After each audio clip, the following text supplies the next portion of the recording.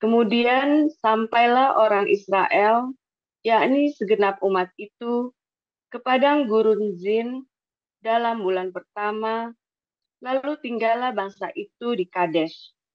Matilah Miriam di situ dan dikuburkan di situ. Pada suatu kali, ketika tidak ada air bagi umat itu, berkumpullah mereka mengerumuni Musa dan Harun, dan bertengkarlah bangsa itu dengan Musa, katanya, sekiranya kami mati binasa pada waktu saudara-saudara kami mati binasa di hadapan Tuhan, mengapa kamu membawa jemaah Tuhan ke padang gurun ini, supaya kami dan ternak kami mati di situ? Mengapa kamu memimpin kami keluar dari Mesir untuk membawa kami ke tempat celaka ini, yang bukan tempat menabur, tanpa pohon ara, anggur, dan delima, bahkan air minum pun tidak ada? Maka pergilah Musa dan Harun dari umat itu ke pintu kemah pertemuan, lalu sujud. Kemudian tampaklah kemuliaan Tuhan kepada mereka. Tuhan berfirman kepada Musa, ambillah tongkatmu itu, dan engkau dan Harun kakakmu harus menyuruh umat itu berkumpul. Katakanlah di depan mata mereka kepada bukit batu itu supaya diberi airnya. Demikianlah engkau mengeluarkan air dari bukit batu itu bagi mereka dan memberi minum umat itu serta ternaknya. Lalu Musa mengambil tongkat itu dari hadapan Tuhan, seperti yang diperintahkannya kepadanya. Ketika Musa dan Harun telah mengumpulkan jemaah itu di depan bukit batu itu, berkatalah ia kepada mereka, dengarlah kepadaku, hai orang-orang durhaka. Apakah kami harus mengeluarkan air bagimu dari bukit batu ini? Sesudah itu Musa mengangkat tangannya, lalu memukul bukit batu itu dengan tongkatnya 2 kali. Maka keluarlah banyak air, sehingga umat itu dan ternak mereka dapat minum. Tetapi Tuhan berfirman kepada Musa dan Harun, karena kamu tidak percaya kepadaku dan tidak menghormati kekudusanku di depan mata orang Israel, itulah sebabnya kamu tidak akan membawa jemaah ini masuk ke negeri yang akan kuberikan kepada mereka. Itulah mata air Meriba, tempat orang Israel bertengkar dengan Tuhan, dan ia menunjukkan kekudusannya di antara mereka. Kemudian Musa mengirim utusan dari Kades kepada Raja Edom dengan pesan, beginilah perkataan saudaramu Israel. Engkau tahu segala kesusahan yang telah menimpa kami, bahwa nenek moyang kami pergi ke Mesir, dan kami lama diam di Mesir, dan kami dan nenek moyang kami diperlakukan dengan jahat oleh orang Mesir, bahwa kami berteriak kepada Tuhan, dan ia mendengarkan suara kami, mengutus seorang malaikat dan menuntun kami keluar dari Mesir. Sekarang ini kami ada di Kadesh, sebuah kota di tepi perbatasanmu. Izinkanlah kiranya kami melalui negerimu. Kami tidak akan berjalan melalui ladang-ladang dan kebun-kebun anggurmu, dan kami tidak akan minum air sumurmu. Jalan besar saja akan kami jalani dengan tidak menyimpang ke kanan atau ke kiri, sampai kami melalui batas daerahmu. Tetapi orang Edom berkata kepada mereka, tidak boleh kamu melalui daerah kami. Nanti kami keluar menjumpai kamu dengan pedang. Lalu berkatalah orang Israel kepadanya, kami akan berjalan melalui jalan raya, dan jika kami dan ternak kami minum airmu, maka kami akan membayar uangnya, asal kami diizinkan lalu dengan berjalan kaki, hanya itu saja. Tetapi jawab mereka, tidak boleh kamu lalu. Maka keluarlah orang Edom menghadapi mereka dengan banyak rakyatnya dan dengan tentara yang kuat. Ketika orang Edom tidak mau mengizinkan orang Israel lalu dari daerahnya, maka orang Israel menyimpang meninggalkannya. Setelah mereka berangkat dari Kadesh, sampailah segenap umat Israel ke Gunung Hor. Lalu berkatalah Tuhan kepada Musa dan Harun dekat Gunung Hor di perbatasan tanah Edom. Harun akan dikumpulkan kepada kaum leluhurnya, sebab ia tidak akan masuk ke negeri yang kuberikan kepada orang Israel, karena kamu berdua telah mendurhaka kepada titahku dekat mata air Meriba. Panggillah Harun dan Eleazar anaknya, dan bawalah mereka naik ke Gunung Hor. Tanggalkanlah pakaian Harun dan kenakanlah itu kepada Eleazar anaknya. Kemudian Harun akan dikumpulkan kepada kaum leluhurnya dan mati di sana. Lalu Musa melakukan seperti yang diperintahkan Tuhan. Mereka naik ke Gunung Hor, sedang segenap umat itu memandangnya. Musa menanggalkan pakaian Harun dan mengenakannya kepada Eleazar anaknya. Lalu matilah Harun di puncak gunung itu. Kemudian Musa dengan Eleazar turun dari gunung itu. Ketika segenap umat itu melihat bahwa Harun telah mati, maka seluruh orang Israel menangisi Harun 30 hari lamanya. Demikian. Terima kasih Bu Marjuni. Selanjutnya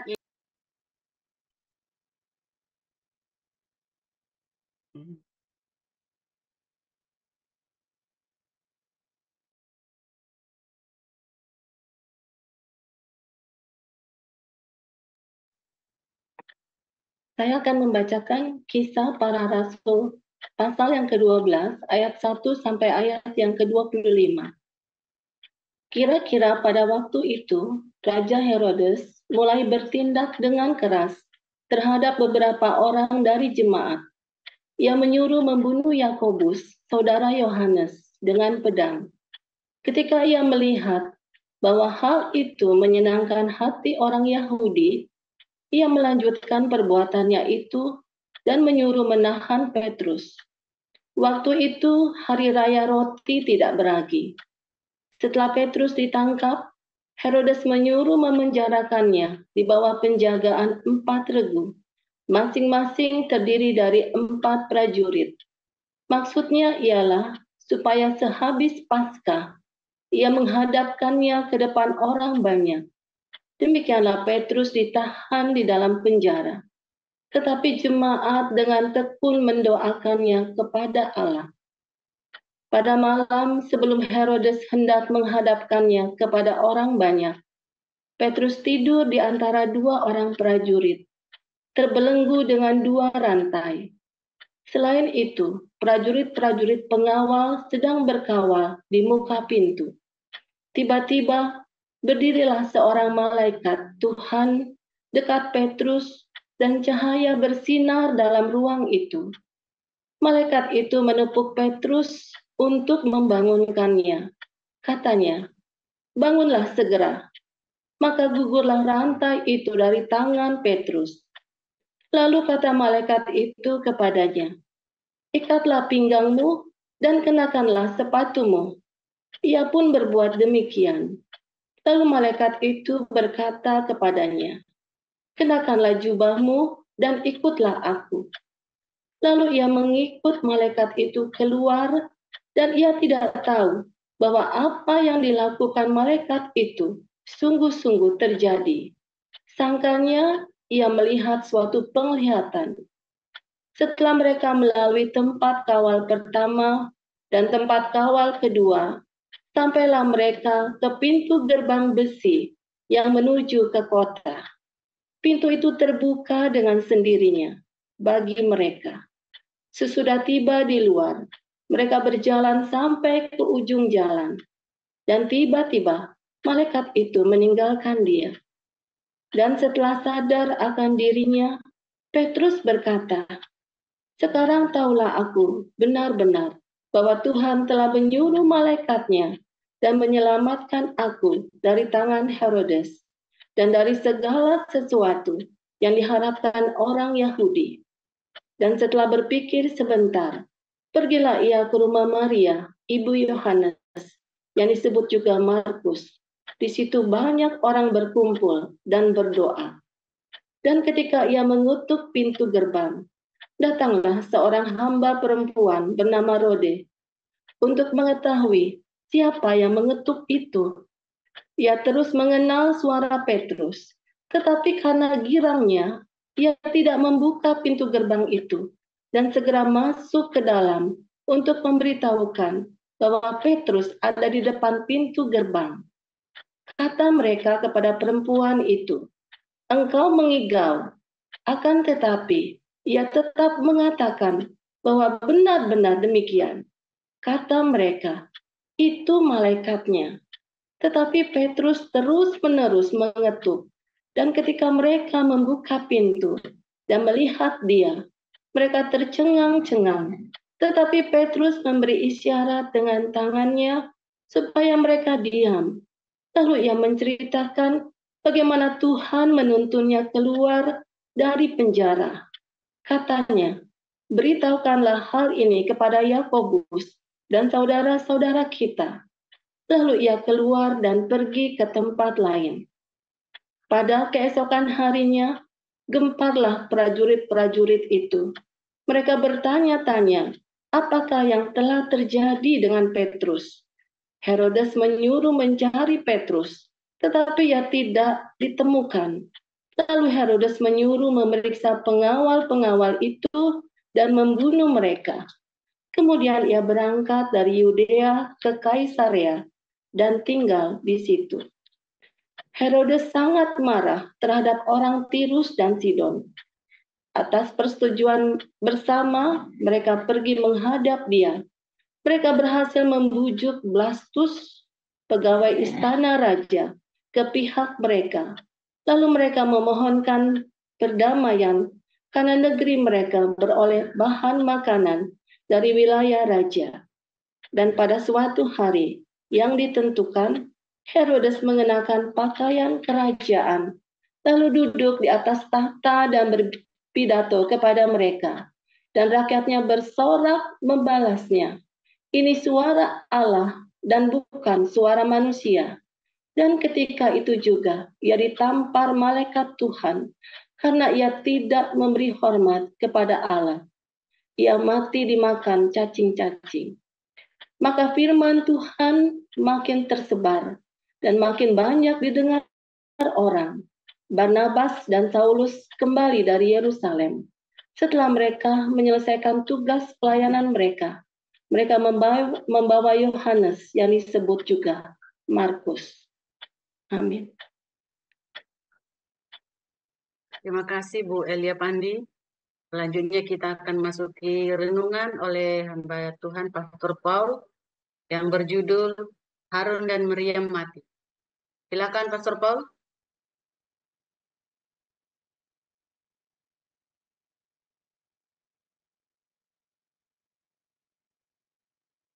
Pastor Paul, silakan. Oke, sebentar.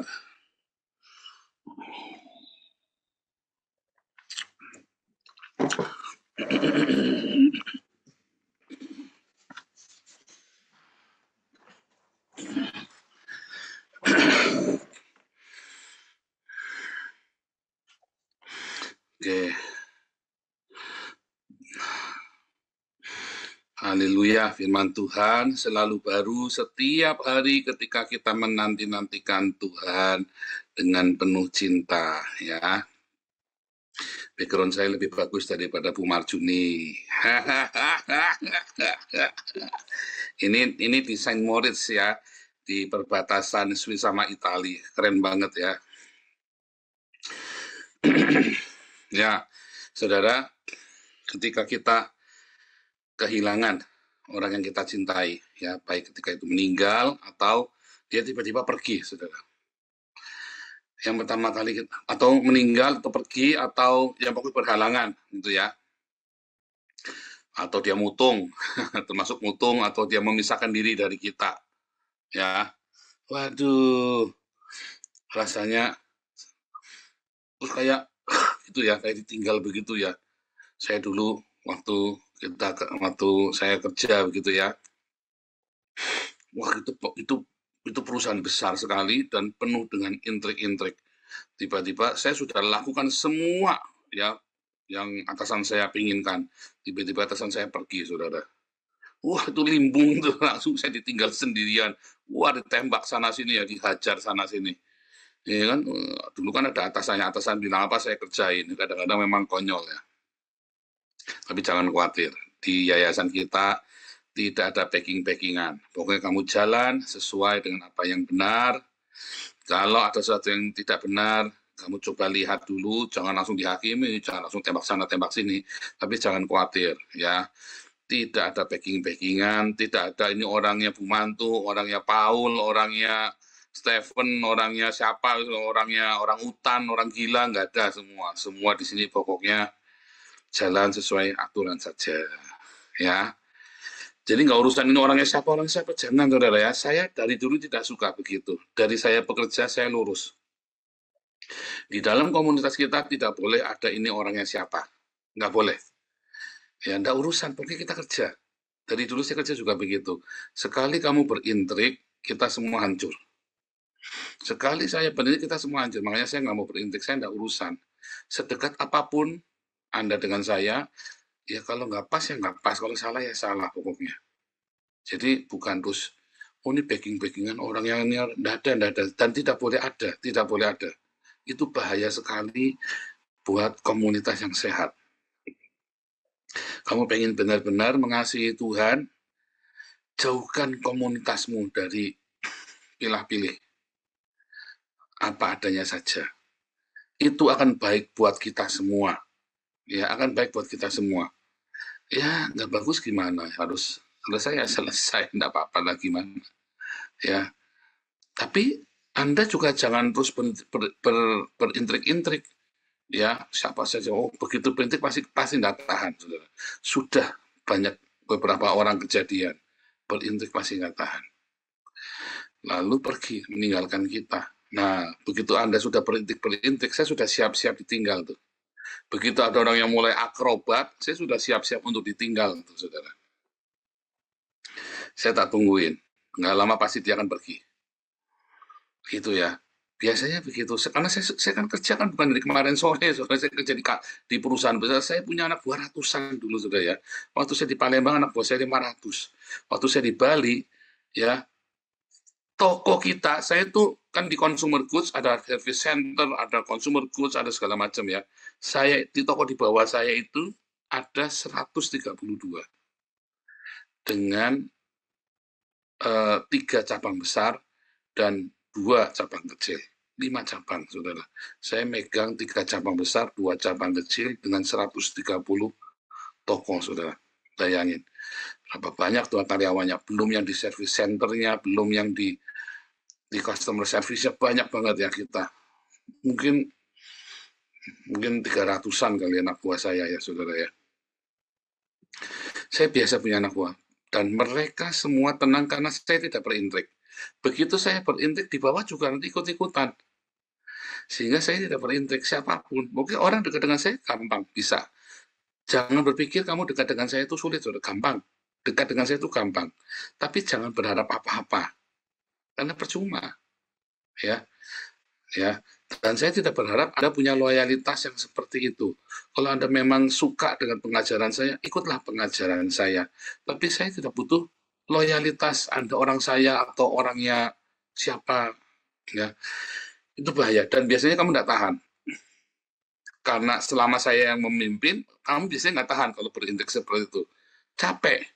Ya kan, kamu menyenangi siapa coba? Udah kerja saja. Ya, melayani saja. Ya sudah, sabar saja, rendah hati saja. Nanti kamu semua akan baik. Biasanya nggak tahan, karena dia mengharap-harap sesuatu. Ada motif-motif yang tidak baik. Ya, lalu dia pergi, ditinggal lagi. Ya, sudah biasa. Saya sudah biasa ditinggal ya. Sudah biasa saya ditinggal, dikhianati. Wah, itu sudah biasa. Dulu kami pelayanan sama-sama, dia tiba-tiba mengkhianati. Wah, down ya. Anaknya pendeta terkenal yang saya harap-harapkan bisa mengangkat kita, malah mengkhianati. Down saya, saudara. Just. Wah, udah biasa itu, saudara ya. Kita dikhianati tidak sama sekali 2 kali. Saya lagi jalan, tiba-tiba Gembala senior saya ninggalin saya, biasa saudara ya, biasa. Ya, biasa saudara, dikhianati itu buat saya itu biasa. Tetapi memang pertama kali itu rasanya itu kaget. Nggak mungkin terus dikhianati, walaupun saya sudah biasa, tetap kaget. Tetap kaget, namanya orang dikhianati, ditinggal. Ya, itu udah biasa, saudara ya, ditinggal, tapi tetap kaget.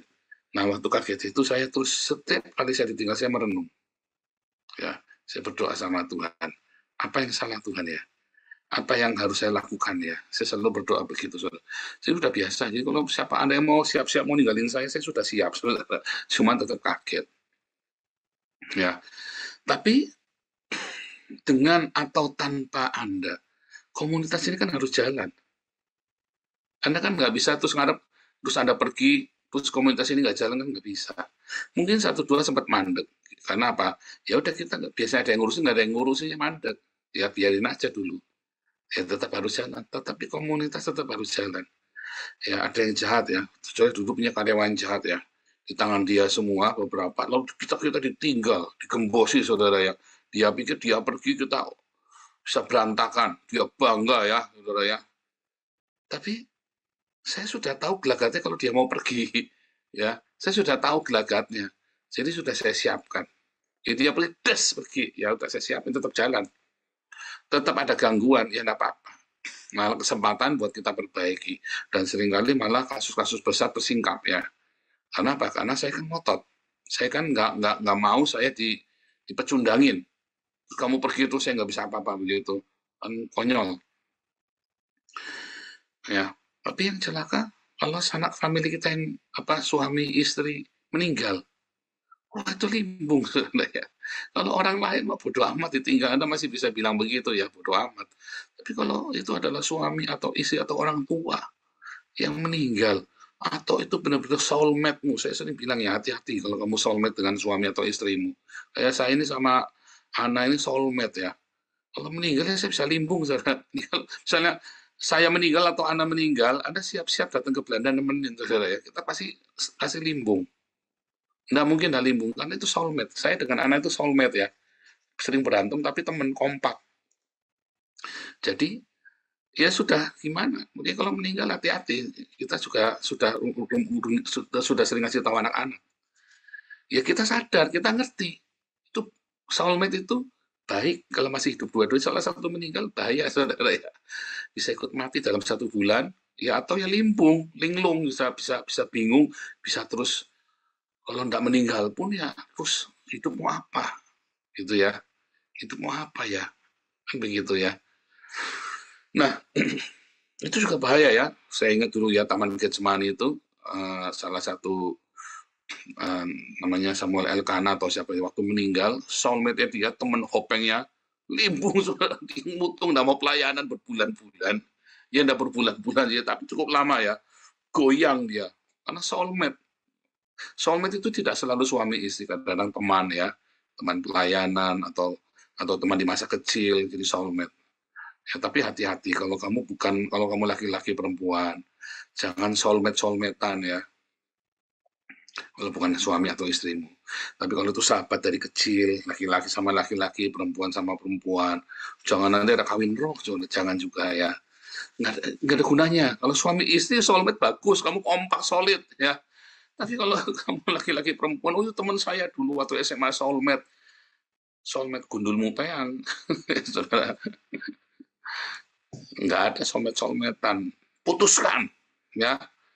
Putuskan ya, kalau itu adalah bukan suami atau istrimu, lalu kamu tiba-tiba soulmate, putuskan saudara, itu dari setan tuh. Itu dari setan ya. Jangan punya soulmate-soulmatean yang bukan suami istri.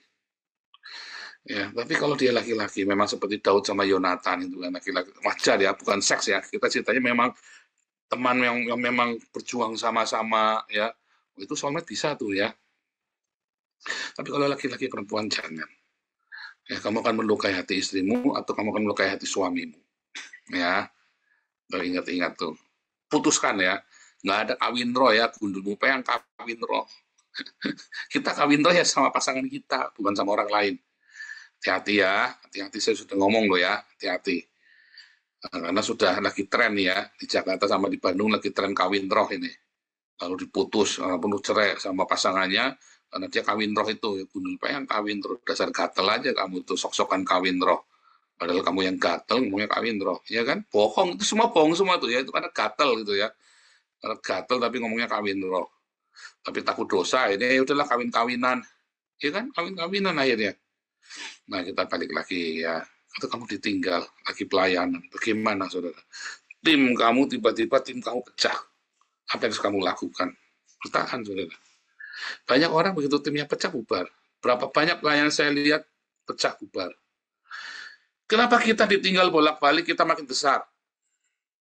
Ya, rahasianya apa? Rahasianya karena visi, saudara. Orang Israel ketika ditinggal Harun sama Miriam, ya dia tetap jalan. Bahkan ditinggal Musa, tetap jalan, saudara. Karena dia punya visi. Itulah makanya saya mau bikin satu pertemuan pengurus ya untuk taruh visi. Sekalipun saya nanti mati ditembak misalnya ya, kamu tetap bisa jalan. Itu adalah komunitas yang sehat. Saya mati bubar semua, ya enggak benar. Itu beneran ya, saudara ya. Saya harus taruhkan satu visi buat komunitas ini. Yaitu Pak, ini adalah sebuah movement. Kita ini sebuah revival, sebuah gerakan, sebuah movement diakonia. Ya, revival kita bukan Toronto Blessing, tapi diakonia. Toronto Blessing cekikan, itu Toronto Blessing itu, saudara ya. Itu juga movement ya, tapi ya movement yang akhirnya sekarang bubar. Ya, kalau movementnya kita adalah diakonia. Jangan sampai saya nanti kenapa-kenapa, terus kamu bubar, tidak boleh. Atau salah satu dari kita memisahkan diri, lalu atau menghasut, sehingga separuh pergi pengurusnya, kita tetap jalan. Nggak bisa bubar. Tidak akan bisa bubar. Karena movement itu tetap ada. Ya, kita menjaga ya movement ini tetap mengalir, sehingga mau ditinggal pun itu sudah jadi, sistem itu tinggal jalan. Tinggal jalan. Ya. Jangan sampai ya jangan sampai Harun, Miriam mati lalu kamu berhenti. Ya kita berhenti sebentar untuk nata. Karena Musa dan Harun dan Miriam itu kan pemimpin besar. Ya. Orang tokoh berpengaruh, mati ya goyang semua orang. Apalagi Musa tiba-tiba nggak bisa masuk. Orang kan mikirnya mutung nih, Musa nggak bisa masuk nih. Kenapa Musa nggak bisa masuk? Bingung semua. Lalu yang memimpin kita siapa? Ya kita sudah siapkan orang. Makanya saya capek pun ya, aduh saudara kalau Anda tahu ya, saya nyiapkan ngajar tuh sampai capek ya. Saya nyiapkan bahan segala macam. Untung sekarang kita punya, waduh tim kita solid ya, ada Bro Welly, ada Dr. Sumantri, ya, yang membantu menyiapkan bahan-bahan kita ya. Aduh saya terima kasih sekali ya. Ada Pak Hari yang nyiapkan bahan. Ini siapa saja tuh yang nyiapin pemuridan itu ya, Pak David, Pak Enardo. Aduh terima kasih sekali ya kalian ya. Kalian mau bantu menyiapkan bahan-bahan itu ya. Saya itu terbantu sekali. Saya itu udah sampai exhausted, saudara. Saya menikmati, tapi apa daya, energinya habis. Sampai jenuh gitu ya. Senang, tapi yang namanya orang kan ada batasnya, saudara.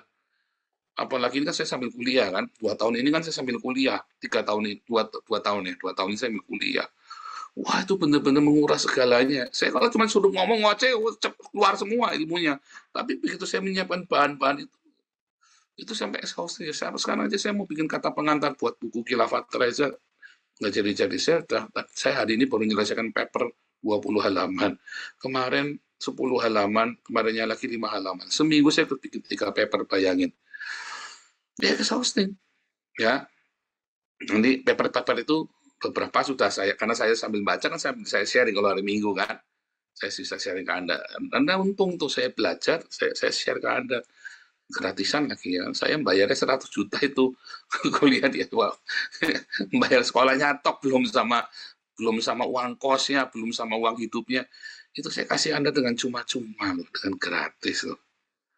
Ya, makanya saya suka tak pisui itu orang Islam kalau datang ke TikTok saya. Ya nanya malah ngajarin tak pisui, saudara. Kamu nggak tahu saya belajarnya kayak apa ya kan. belajar Ibrani lagi, ngulangin lagi semua pelajaran bahasa Ibrani saya. Ini bahasa Yunani, tambahan lagi saya harus bahasa Arab lagi ya semester ini ya. Harus bahasa Arab. Tapi kemarin nggak jadi karena dibom itu gamasnya, jadinya nggak jadi berangkat. Kalau nggak saya udah masuk pelajaran bahasa Arab ini saya semester ini. Semester depan kelihatannya ya, pelajaran bahasa Arab saya. Wajib ya, wajib ikut kelas Arab. Itu dia, saudara ya. Bayangin. Jangan sampai apa yang saya punya, kemudian nggak ada saya selesai. Saya siapkan orang-orang, para pengajar-pengajar. Kita ini apa sih? Kita kan butuh, para gembala-gembala. Kita ini kan butuh pengajar-pengajar. Kita ini kan butuh penginjil-penginjil. Kita butuh nabi-nabi. Itu saya siapkan semua kelasnya, coba bayangin. Ada nggak gereja yang mempersiapkan seperti itu? Ini gereja virtual loh. Kamu gereja gedung aja nggak mungkin dipersiapkan seperti itu detailnya. Bahkan para rasul-rasul siapa nanti yang bisa menduplikasi apa yang kita lakukan. Itu pun saya persiapkan loh, saudara. Ya, kita punya kelas-kelas ya, kelas apostolik untuk pengembalaan dan kerasulan, ada kelas profetik, kelas evangelis apologetik untuk para pengajar. Kita punya High Coast Bible College untuk para pengajar. Itu saya siapkan semuanya, teman-teman semua itu ya. Ada beberapa orang yang saya paksa belajar. Soalnya kita butuh banyak sekali pengajar. Ya. Termasuk penatua, pengurus-pengurus ini wajib selesai kelas apostolik dan profetik, wajib. Supaya apa? Supaya kapanpun Anda siap. Itu yang dilakukan oleh para rasul. Bahkan ketika Yakobus mati itu pukulan berat loh, saudara ya. Rasul Yakobus mati itu giliran kapan yang lain gimana nih? Itu kan mereka memuridkan itu dengan sekuat tenaga. Tiap hari malah pemuritannya. Gila nggak? Tiap hari mereka pemuritan. Kita kan juga doa pagi tiap hari kan, pemuritan kan. Makanya kita cepat. Kita sudah 3 tahun ini ya, dalam pemuritan doa pagi ini ya. Tapi kita punya format juga. Ini setiap pagi, doa pagi, Anda dengarkan deh. Khotbah Anda, itu kan ada Pak TJ itu kan bikin tuh. Resume Embun Pagi Surgawi. Ya kan, YouTube-nya di-subscribe, saudara ya. Itu penting. Anda semua dimuridkan. Nggak urusan Anda tetap di sini atau Anda nanti keluar, tapi Anda sudah selesai di sini, saya harap kamu bisa bikin komunitas sendiri. Kamu keluar baik-baik, ya kita nggak support. Kalau kamu keluarnya tidak baik-baik. Tapi kalau kamu keluar dengan baik-baik, ya kita support. Bahkan kalau perlu kita duplikasi bagaimana supaya support kamu. Kalau kamu keluarnya nggak baik-baik, ya urusanmu dewe. Kamu keluar dari sini baik-baik supaya kita bisa support. Bahkan kalau perlu kita modalin, saudara. Kalau perlu kita modalin, ya kan? Loh, tujuannya kita kan begitu kan, supaya kita punya banyak sekali pengaruh. Saya bukan orang yang suka cari nama, karena nggak usah diapa-apain, nggak usah saya cari nama, saya pasti terkenal. Kalau orang Tionghoa bilang itu memang sudah dikuamnya, memang kamu bakal terkenal. Saudara, saya nggak perlu cari menara Babel. Dari kecil saya sudah terkenal. Ya, masih kelas 5 SD itu saya sudah memimpin mogok pramuka loh. Saya mimpin mogok pramuka ngelawan guru saya gara-gara dicina-cinain. Kita bisa, kelas 5 SD saya sudah terkenal satu sekolah, saudara ya. Kelas 5 SD. Ya. SMP pun saya terkenal lagi. SMA lebih terkenal lagi. Tidak ada sekolah yang tidak kenal saya. Tidak ada sekolah yang tidak kenal saya di Tegal, bayangin dulu. Bahkan semua guru agama itu pasti kenal, semua pendeta pasti kenal saya. Tanya Mas Adi itu.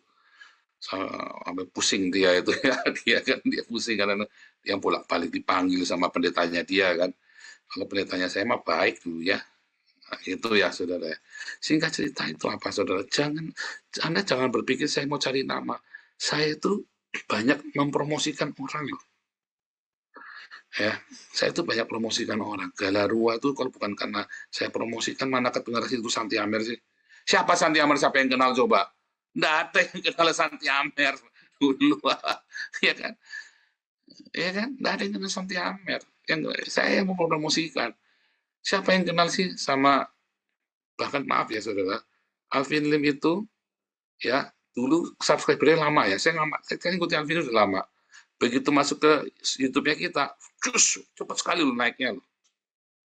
Fakta Israel lama loh dia subscribe naik-naik, begitu masuk ke komunitas kita langsung kencang loh, ya kan? Berapa banyak kita promosiin orang lain dan kita senang-senang saja. Hendro Virleso juga dari kita itu ya, sekarang subscribe sudah 100.000 lebih. Kalau dari kita juga, mana siapa orang kenal sama Hendro Virleso? Orang tahunya dari saya, dari kita, ya kan? Dan saya rela berbagi. Ada nggak saya misu-misui dia, sirik gara-gara dia sudah sub 100.000, udah nggak pernah sama kita lagi. Biasa-biasa aja, saya emang nggak. Saudara, saya nggak perlu cari terkenal, saya pasti terkenal sendiri. Itu sudah kawan bayi, sudah suratan takdir, saya pasti dikenal orang. Sebetulnya itu sudah ada nubuatan ya, ada nubuatan. Kemanapun kamu pergi, katanya Pak Alex Abraham dulu ya, Pak Alex Abraham, bosnya Betani dulu almarhum, in memoriam. Kemanapun kamu pergi, kamu akan membawa kebangunan rohani. Kemanapun saya pergi pasti bikin ulah, saudara. Ya, pasti bikin ulah. Ya, mau biang kerok, mau biang selilit, mau biang ruwet, mau biang bener pokoknya. Kemanapun saya pergi pasti ada sesuatu di situ. Ya, itu sudah dinubuatkan tahun 1999. Saya masih ingat sekali. Ya. Itu sudah dinubuatkan. Ya, 1998 malah, bukan 99, 98 karena waktu itu saya baru tunangan. Ya sama Ana 98, saya tunangan sama Ana ya. Bulan April tahun 98.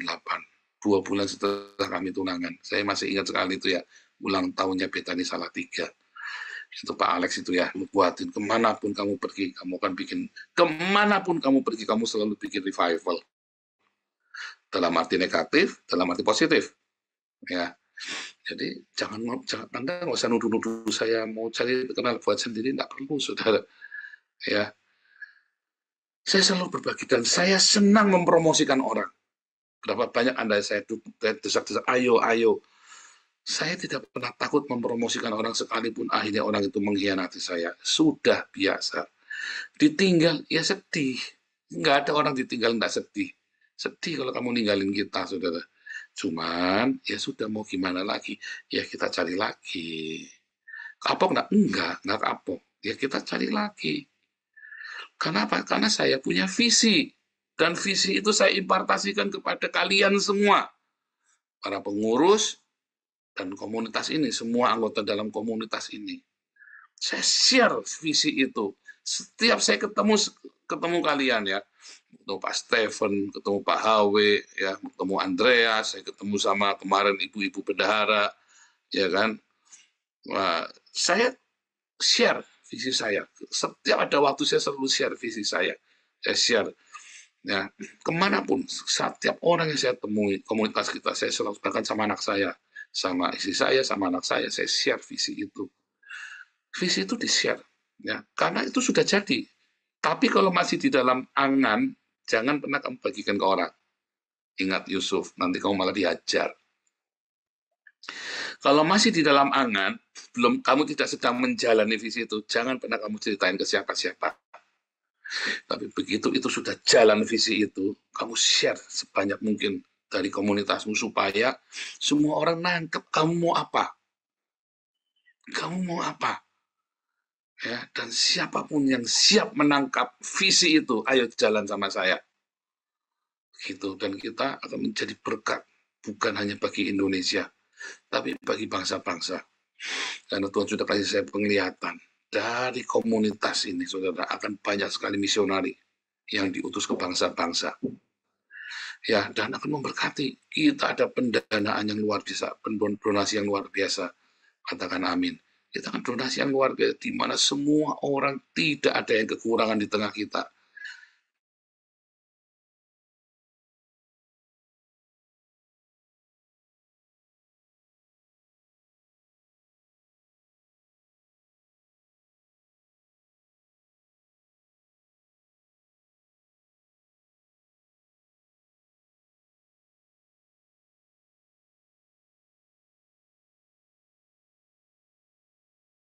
Jangan pernah kurang dari 8 jam, malah kalau bisa 10 jam sehari. Kalau kamu tidak mau ya kamu kere terus. Yang tidak kerja jangan makan, nggak usah minta-minta, nggak usah ngerengek. Apalagi kamu tidak ikutin aturan yayasan, nggak usah dibantu.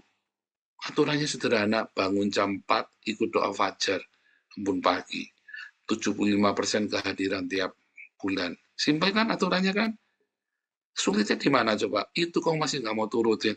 Padahal kamu mau minta buat anak istri, buat keluargamu. Terus kamu masih mau minta-minta. Nggak tahu malu kamu. Serius, nggak tahu malu kamu. Ya kan? Aturannya sederhana saja, disuruh bangun jam 4 pagi aja kamu nggak bisa. Pada punya internet, dibayarin loh internetnya loh. Dibayarin loh. Kamu masih mau tawar-tawaran. Kelewatan kamu. Jangan tawar-tawaran. Di sini kamu diajari untuk rajin, untuk bekerja, untuk punya integritas, punya kredibilitas, melatih kapabilitasmu. Di sini ada banyak sekali channel-channel, ada banyak sekali lapangan pekerjaan yang dibuka, asal kamu jangan pilih-pilih. Kamu pilih-pilih, ya, buang ke danau aja tuh, di belakang saya danaunya tuh. Ya, kelepin aja di situ. Saudara, ya gimana, saudara? Kamu kerjaan lagi kere, pilih-pilih, lagi kere, jangan pilih. Kalau kamu sudah hebat kayak saya, manajer, ya gajinya udah puluhan juta, ya saya milih mau kerja di mana. Kamu masih kere, makan aja masih cengap-cengap. Jangan pilih-pilih, yang penting kerja, yang penting halal. Jangan pilih-pilih dulu di awal, ya. Setelah kamu kerja, kamu lihat ada yang bagus, pindah. Di awal yang penting kamu kerja dulu, ada sebuah wadah, ada sebuah pekerjaan yang dimana Tuhan bisa memberkati. Loh, kalau kamu tidak kerja, apa yang mau diberkati? Berkati gundulmu pean. Tidak bisa diberkati. Pekerjaanmu itu diberkati oleh Tuhan. Kalau kamu tidak kerja, apa yang mau diberkati? Loh, saya ngemis, Pak, percaya gundulmu pean. Kok ngemis kok diberkati? Jangan ya, mendingan jadi tukang parkir. Saya bangga ya, komunitas kita jadi tukang parkir. Ya, tapi kerja, jadi tukang parkir enggak apa-apa. Minta berkat sama Tuhan. Ya, kerja yang rajin, sekuat tenaga, jangan absen. Tukang parkir bangga, enggak apa-apa. Ya, lakukan dengan tanggung jawab. Lakukan dengan tanggung jawab pekerjaan itu. Nanti Tuhan memberkati kamu. Jangan takut, Pak, kurang, Pak. Datang doa pagi yang rajin. Ya kan, kalau kurang nanti dibayarin yang kurangnya itu. Ya kan? Yang penting kan jangan kurang makan, anak bisa sekolah. Benar nggak? Ya sisanya kan kamu kan cukup pasti. Jangan khawatir, Tuhan akan sediakan. Ya. Jadi, saudara, ketika kita kehilangan partner, kehilangan teman, soulmate, kehilangan seseorang yang kita cintai atau penuntun hidup kita atau yang sama-sama bekerja dengan kita, kamu jangan sampai kehilangan visi. Jangan sampai visi yang dari Tuhan. Apa? Kamu tanya Tuhan, ya, apa yang Tuhan mau destiny saya? Destiny itu kamu dapatkan dari Rema. Kemarin kita sudah belajar Rema ya. Dari Rema itu kamu bisa dapatkan destiny. Dari Rema kamu setiap hari, kamu ngerti. Dari Rema setiap hari yang saya dapatkan, saya ngerti saya disuruh ke Eropa. Tahu, makanya saya mantap. Coba kamu lihat saya di Eropa mantap. Saya tidak pernah minta-minta loh. Saya bukan orang kaya, saudara. Rekening saya kosong. Tapi saya tidak pernah minta-minta. Dan Tuhan selalu, Jehovah Jireh yang saya butuhkan, Tuhan sediakan. Ya, itu saudara ya. Tuhan Yesus memberkati.